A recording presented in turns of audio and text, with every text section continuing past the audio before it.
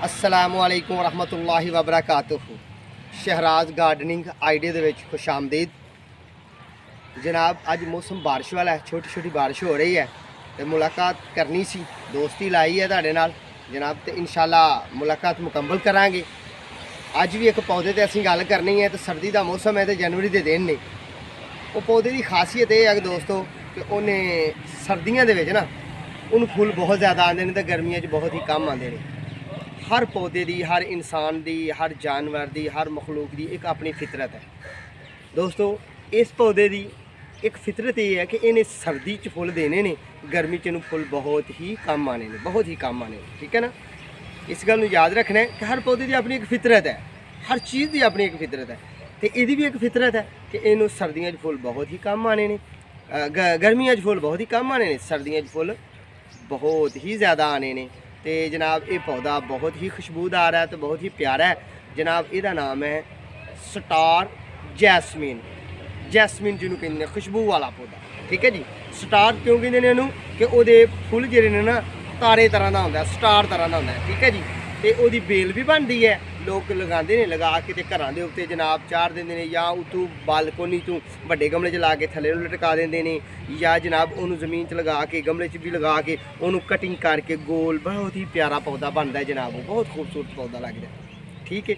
अपनी पहचान वो आप रखता है तो बहुत ही अच्छा पौधा है। सर्दियों चोदी तो गल तां कर रहे हैं कि हुण भी सर्दी है, तो सर्दियाँ तां गल कर रहे हैं कि हुण तुहाडा तुहानूं तारफ करावांगे, तुसीं उहदी बेहतर तरीके नाल लाओगे। तो ऐसा भी कई जगह होंदा कि लोग दोस्त लांदे ने तो फुल नहीं आते गर्मी च, तो कहंदे ने फजूल जिहा पौधा तेन पुट दो, ज़ाया कर दो।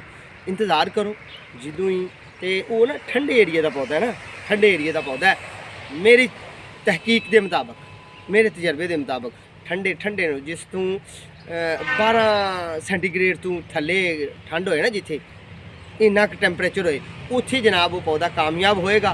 तो उस पौधे के मतलब अज तुहानूं लैके चलने वो कोल, जनाब कोल की लैके चलने कि पौधे के कोल असीं खड़े हाँ जनाब। यह पौधा जूम करके विखाओ जी, यह कलियां लगियां होईयां ने, माशाअल्लाह अलहमदुलिल्लाह।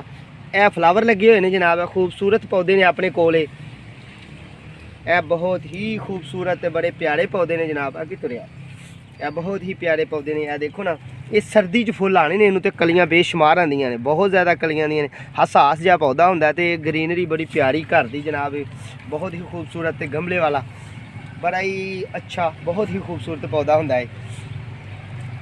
यह वो पौधा है दोस्तों, तो ये असीं गल कर रहे हैं, तो यदी तुहानूं पहचान करानी सी। तो ये तुसीं गर्मियां च जे ला लेंदे हो ना तो हुंदा सदाबहारी है, ऐसा नहीं कि जनाब मर गया, मरदा नहीं। ये पत्तियां का अपना टौर होंदा है, छोटे छोटे पत्ते होंदे ने, बहुत ही खूबसूरत होंदा है।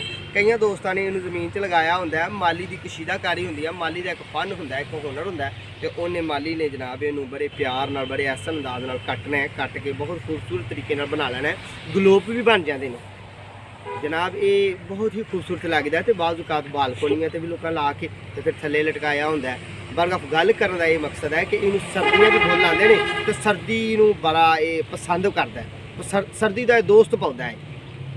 इसका नाम है स्टार जैस्मीन, ठीक है। खुशबू भी बहुत ही प्यारी आती है, खुशबू जनाब ये बहुत ही खूबसूरत खुशबू होंदी है, दिल नूं भा जाने वाली खुशबू होंदी है। सफ़ेद कलर दे यह देखो, थोड़ा मैं तुहाडे कोल करीब कर देना, यह देखो स्टार तरह का फुल है जनाब, बहुत ही खूबसूरत फुल है।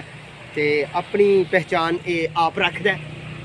ये मतलब कि तुहाडे नाल अज गल करनी सी, तो इंशाल्लाह ये अफजाइश के मतलब जो यदा अफजाइश का टाइम आएगा तो उदों भी इंशाल्लाह वो मतलब भी गल करांगे। तो जनाब तुहानूं जे साडी ये वीडियो अच्छी लगे, साडे चैनल नूं सबसक्राइब करना है, साडा साथ देना है, साडे नाल प्यार करना है। तो जिहड़ा इदों पिछा तुसां प्यार कीता वो भी बहुत ही अच्छा है जनाब। तुहाडे अच्छे अच्छे कमेंट भी आते हैं जनाब, बहुत ही मेहरबानी, बहुत शुक्रिया साडा तुसीं साथ दे रहे हो। तो जी साढ़े कोल मालूमात होएगी ना दोस्तों, इंशाल्लाह अपनी ज़िंदगी का सारा तजर्बा आहिस्ता आहिस्ता आहिस्ता तुहाडे अगे कढ़ के रख देवांगे, जेड़ा साडी ज़िंदगी का साढ़े कोल तजर्बा है। तो जनाब जे तुहानूं साडी वीडियो अच्छी लगे तो साडे चैनल नूं सबसक्राइब करना है। साडे चैनल का नाम है शहराज गार्डनिंग आइडियाज़, ठीक है जी। तो बैल आइकॉन के बटन नूं दबाना है। तो अगली वीडियो तक इंशाल्लाह साडा इंतज़ार करियो जनाब। अल्लाह हाफ़िज़।